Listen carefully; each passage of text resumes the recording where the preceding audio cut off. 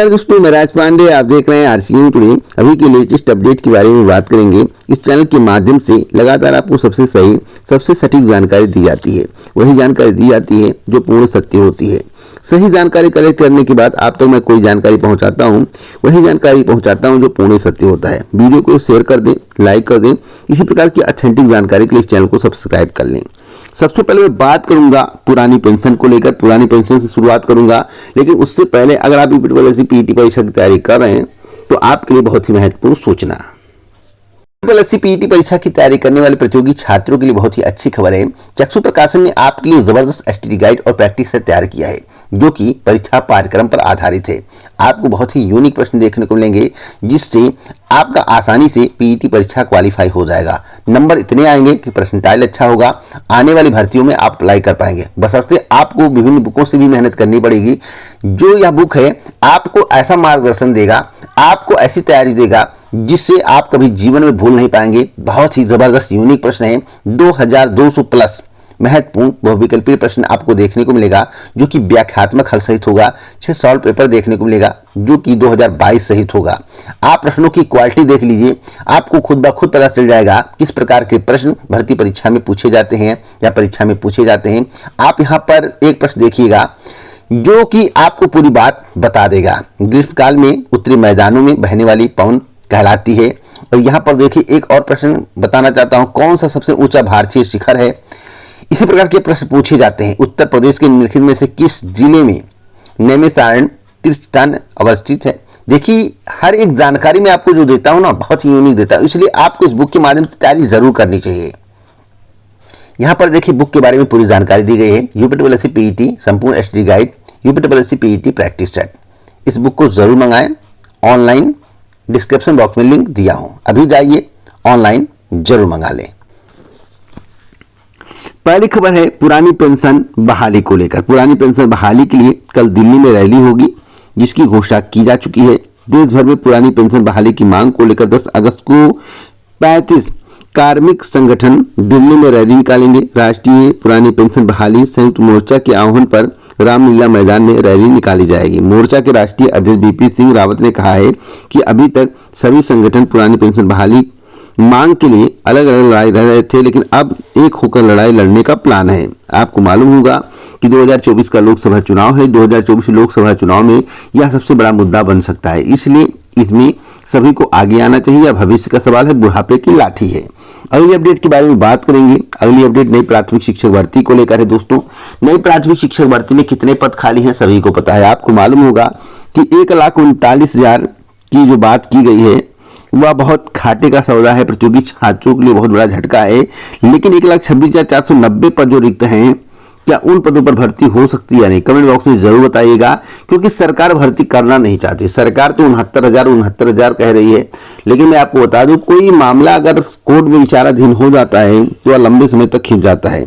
आखिरकार जो पद रिक्त हैं उससे और 69,000 से क्या लेना देना। शिक्षा मित्रों को अगर आप सहायक अध्यापक के तौर पर जोड़ रहे हैं, शिक्षक और छात्र अनुपात को सही बता रहे हैं, तो आखिरकार शिक्षा मित्रों को सामान्य वेतन यानी कि सहायक अध्यापक जितना वेतन क्यों नहीं दिया जा रहा है। शिक्षा मित्रों को बहुत बड़ा झटका लगा। मैं आपको बता दूं, शिक्षा मित्रों का जो मानदेय था 10,000, उसे बढ़ाया नहीं जाएगा। आखिरकार शिक्षा मित्रों का मानदेय क्यों नहीं बढ़ाया जा रहा। अभी तो कल ही घोषणा की गई है, कल ही कहा गया है कि हम सहायक अध्यापक को, शिक्षा मित्रों को एक मानते। अब भाई जब एक मानते तभी तो आप शिक्षक और छात्र अनुपात सही बता रहे हैं। उनको काउंट करके आप छात्रों की संख्या के आधार पर शिक्षकों का चुनाव कर रहे हैं, अनुपात को बराबर बता रहे हैं।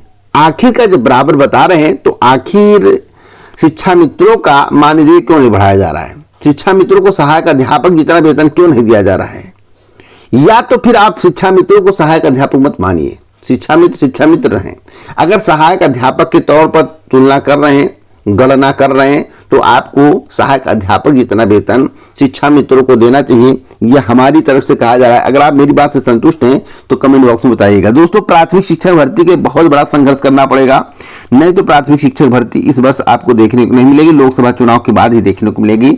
सबसे बड़ी अपडेट मैं आपको बता रहा हूं। अब मैं बात करूंगा अविश्वास प्रस्ताव को लेकर। आपको मालूम होगा कि लोकसभा में अविश्वास प्रस्ताव आने वाला है। टकराव जमकर हो रहा है। लोकसभा में मणिपुर सहित कई मुद्दों पर तीखी बहस हो रही है। अविश्वास प्रस्ताव पर चर्चा में आरोपों की बौछार हो रही है। इधर अमित शाह तो उधर जो है राहुल गांधी की टीम, विपक्षी दलों की टीम। मैं आपको बताना चाहता हूं कि मणिपुर पर चर्चा करने को वर्तमान सरकार तैयार नहीं है, खुलकर बोलने को तैयार नहीं है। देश के प्रधानमंत्री जी ने मात्र 36 मिनट का भाषण देकर मामले को रफा दफा कर दिया। आखिरकार ऐसा क्यों किया जा रहा है देश के प्रधानमंत्री के द्वारा?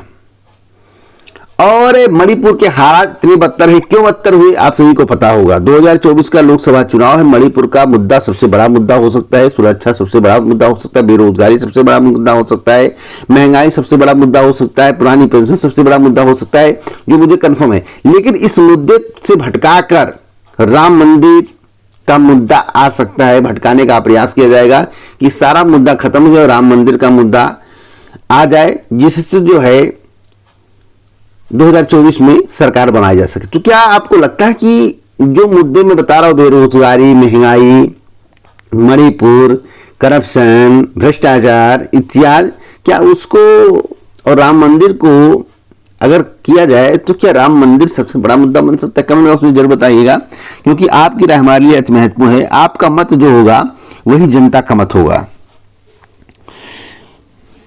पहली बात, शिक्षा मित्रों के लिए शिक्षा मंत्री के द्वारा साफ साफ कह दिया गया है।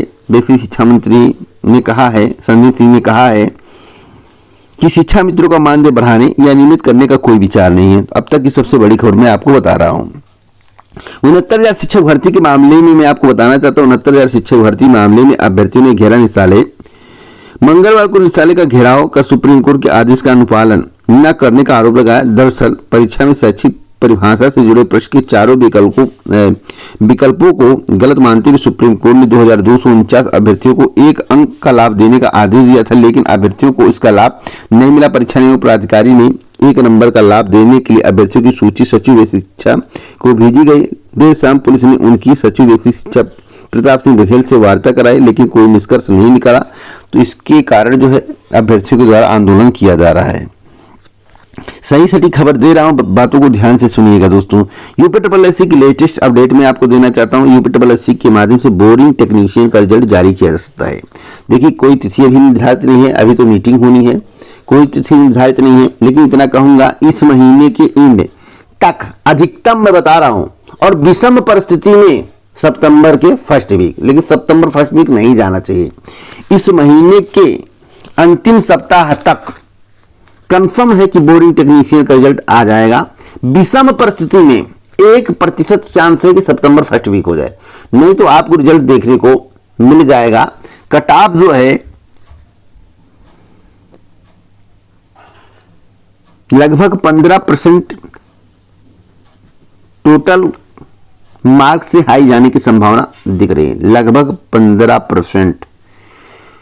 कुछ आगे पीछे हो सकता है, इतना मैं बता सकता हूं।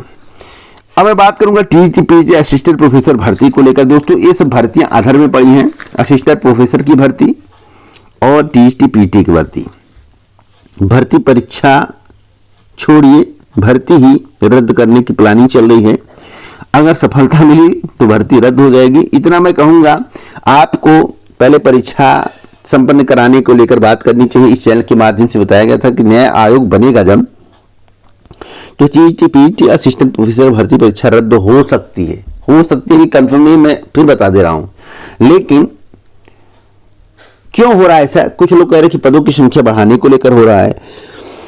सवाल है कि इस भर्ती को कंप्लीट करा दिया जाए समय से, आगे और पदों पर विज्ञापन निकालकर भर्ती को कंप्लीट करा दिया जाए, तो मामला रफा दफा हो जाएगा और दोनों भर्तियां कंप्लीट हुई, 2 भर्ती भी देखने को मिल जाएगी। 2 बार अवसर भर्ती परीक्षा में बैठने का मिल जाएगा।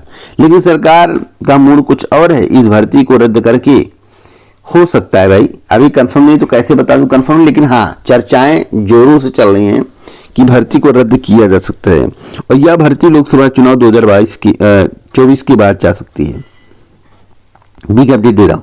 अगर रद्द करने को लेकर फाइनल डिसीजन होगा तो जरूर बताऊंगा, आप हमसे जुड़े रहें।